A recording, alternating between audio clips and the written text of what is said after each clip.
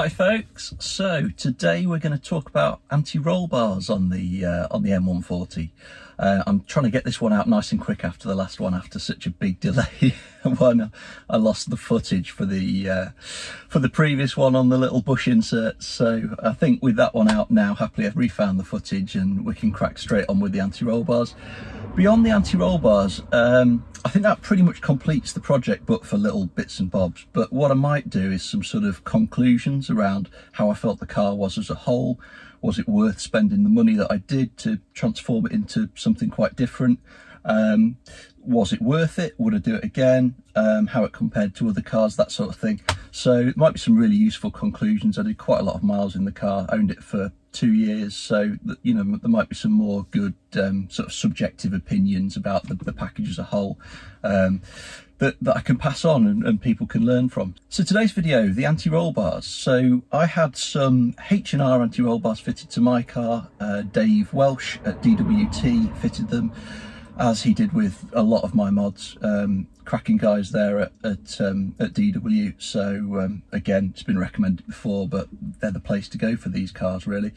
So they did the anti-roll bars. They did them at the same time as some other bits and bobs, and I think it's the case with a lot of the things that you do to these cars. It's easier to get things done all at once because it removes some duplication of labour. The front anti-roll bar takes a lot of labour, so it makes it quite an expensive modification to make, especially relative to the cost of buying the parts. So the parts themselves aren't very expensive, front and rear anti-roll bars. The rears aren't too bad to fit, probably worth doing at the same time as like the bush inserts and a diff or something.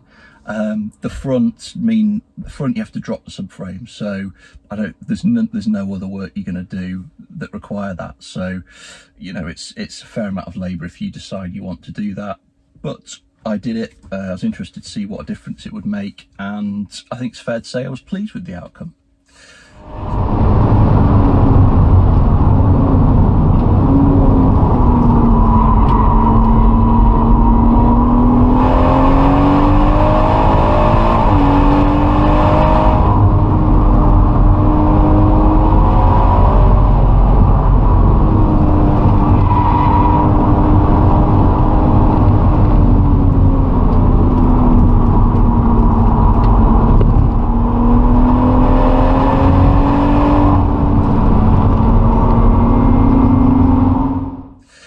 So why H&R? So H&R, their front anti-roll bar is 28mm, much like a lot of aftermarket bars. Their rear anti-roll bar is 20mm. Now, a number of others, Eibach, KW, perhaps some of the lesser ones as well, they're 16mm. OEM's 15 at the back, so it's a very modest increase with the Eibach and the KW. But the H&R seeks to increase the roll stiffness at the rear much more, to 20mm diameter. So that's the reason I chose H&R. I didn't want to introduce understeer with sort of front bias roll stiffness. So I chose the one with the highest available roll stiffness rate at the rear, and so the thickest bar at the rear. I really didn't want to introduce understeer. Reason for my choice, the F80X, M3 and M4, they've got a real rearward bias to their anti-roll bars relative to the M140. In fact, I've written it down here. What have we got? So OEM for M140i, and I think 135 and the 2 series variants are the same. OEM is 22 and 15 front and rear. For the M cars, it's 26 front and 23 rear, so they're really quite close. And the car, when you drive a 3 or a 4 M car, it feels electric relative to a standard 140 or what have you. It just turns, everything's more immediate, and that's something I wanted to try and step towards with the 140. So I elected to try and find the closest pairing to that. I mean, it's a different chassis, so you're not going to find exactly the same thing, and it isn't going to be exactly relative, but up from 22 to 28 at the front and up from 15 to 20 at the rear. So quite big step ups on both of them.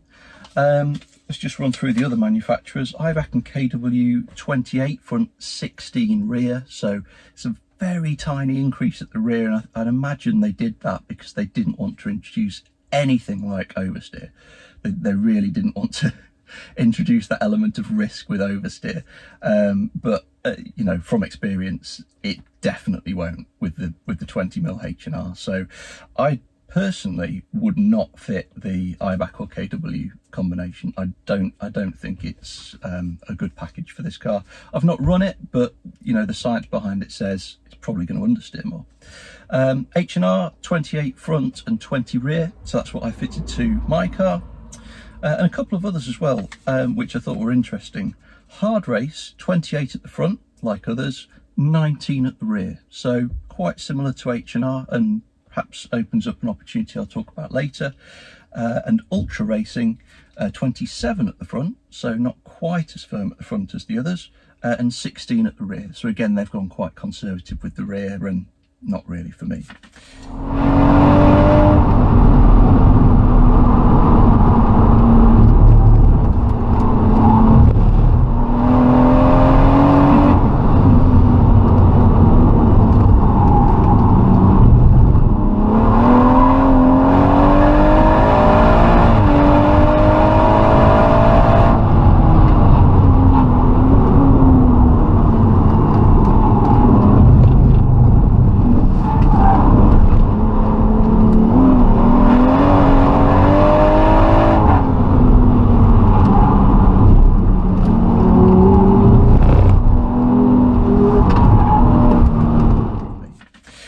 So I'll talk about mine first. So it was one of the most transformative mods that I did, and when I drove the car for the first time after it was done, I did some other things at the same time, but it was definitely this that caused the change in the character and feel of the car. It was transformational, and at first it felt like I was driving a different car. The first roundabout I hit, I was like, oh, whoa, okay, this is different. This is really different. The body roll was vastly changed. And I think the responsiveness of the car and the turning, ease of turning, you know, the car willingness to turn on turning was improved fairly drastically with the anti-roll bars. After I'd got used to them a little bit and I'd started to push on a little bit more, I felt that the natural balance of the car, despite the higher stiffness and diameter at the rear of the H&Rs, moved towards understeer. So that was a little bit surprising to me. I was sort of thinking, okay, it might go towards oversteer, if anything, with the high rate at the rear. And I think when I set them up, I put them both on the softer of the two settings. It was either both on the softer or both on the firmer of the two settings. So it was sort of a nice factory H&R balance. And yeah, I felt that the natural balance of the car, the neutral balance of the car, sort of in a steady state, the balance of the car was quite strongly towards understeer. So what I did fairly immediately was I adjusted the front anti-roll bar to the looser of the two settings. Let me step back. So rear anti-roll bar with H&R isn't adjustable, one setting. Front is adjustable, two settings. I've got this right in my head now. I've remembered. So we set it up with the stiffer of the two settings at the front, mindful that the 20mm rear bar might introduce some oversteer, and of course the rear wasn't adjustable, so we went stiffer at the front, more towards understeer.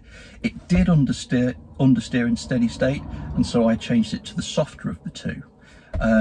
That changed it a little bit, but really not much, and the car still had steady state understeer. So what I did to address the problem, I was using the Maestro coilovers at the time, I changed the front spring rate to a softer spring, and that solved my problem. I can't remember what the jump in spring rates was, but I think it was probably either 2 kilograms per millimetre change. So say a 7 down to a 5. I think that's what it was. I think it was down from a 7 at the front to a 5 kilogram spring at the front.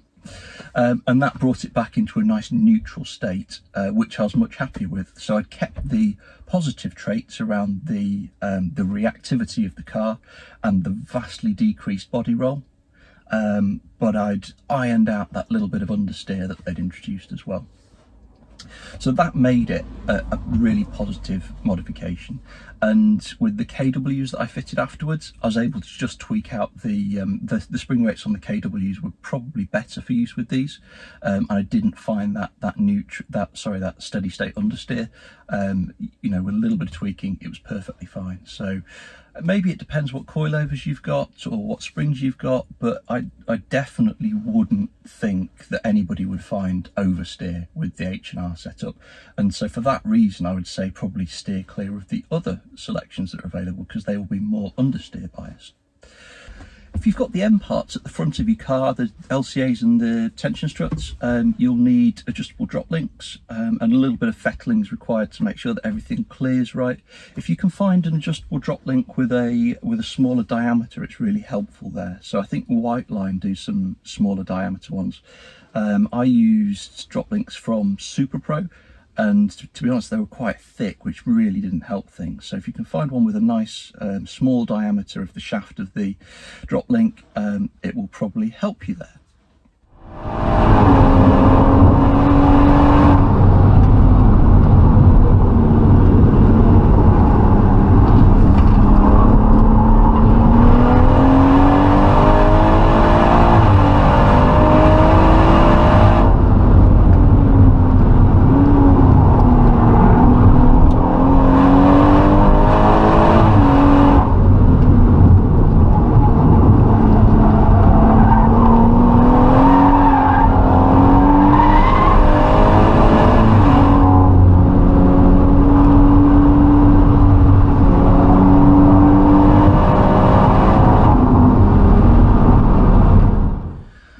So concluding my experiences, yes, a really good modification, but again, just to re-emphasize, there's quite a lot of work involved. So if you're building the ultimate M140i, yeah, probably fit them. I felt like they were a positive modification.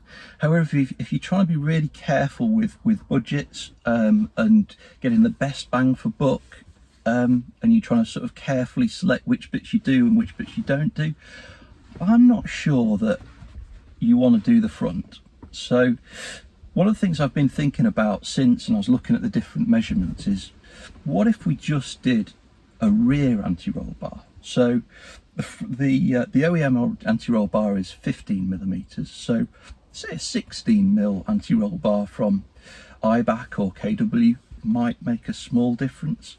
In fact, it almost certainly would make a small difference in the right direction, so that might be a quite good modification. 1mm though, is it going to drastically change things? I'm not sure it is. So I think the idea that I came up with was, just remind myself which one it was. So Hardrace do a 19mm anti-roll, but you could do the H&R one, but I'd just be a little bit concerned that it might introduce too much oversteer. I've not tried any of these, so I honestly don't know. But one thing I was sort of, thinking about was the Hardrace 19mm rear anti-roll bar. That could be really interesting to fit as a standalone modification without touching the front. Rear anti-roll is relatively easy, so you can have a bit of a play around. But so a 19mm rear, we'd be up 4mm from the OEM 15, and then you'd move it to a 22 front, 19 rear. So you might have quite a sporty balance between the two and just eliminate a little bit of body roll with the rear rate going up. So, it might not be as transformative, but it might be quite nice for the attitude of the car, make it more willing to turn, and just gently increase the resistance to body roll. So that's an option. That was Hardrace, that one. The other option that I came up with was, if you're wanting to do both of them, the ultra racing bar is just 27mm at the front. So perhaps a 27mm ultra racing bar at the front and an H&R 20mm bar at the rear might be a good combination. If I was to do it again, that's what I'd go for, rather than the 28mm H&R. I'd like to just introduce a little bit more oversteer or less understeer than I did with the H&Rs by going for that 2720 combination of ultra racing and H&R. So a little bit of thought on what could be done, but again, I think maybe something that I would mess around with for relatively low cost, relatively low labour is the Hardrace rear roll bar for 19mm. If you're on a little bit more budget and you're a bit more conscious of spending loads of money on a car where you'll never get that return. And the rear bar as well, you could do it at the same time as the other things. So pop a diff in, pop those Powerflex rear bush inserts in and stick a Hardrace rear bar on at the same time, and it might be quite transformative.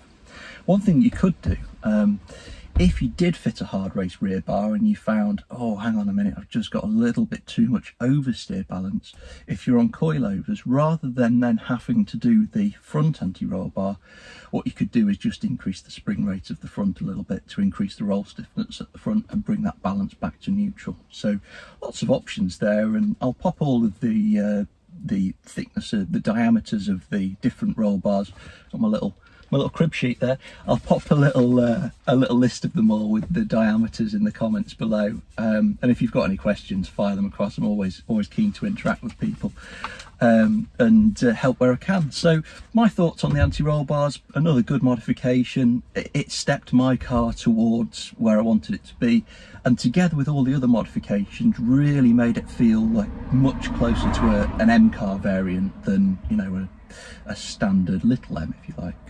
Right, that'll do us for anti-roll bars. So next one might be some conclusions and stuff, or like a 30,000 mile review, or sort of as a whole I modified my M140i and this is what I thought to it, you know, that sort of thing. It might be quite a good vid for people. In the meantime, we've probably got some other stuff going on the channel. Will's got loads of exciting stuff going on. He's continuing to build and pretty much finished his Mark 1 MX-5 race car that he's building with a turbo, and he's just bought another car as well. I think I'll leave it to him to introduce that one, but he's bought another car, which is very exciting. And my brother Dan as well is in the process of buying another car as well, which will be very exciting. So we'll soon get to the track in that. So in the meantime, keep well, stay safe, and I'll speak to you soon.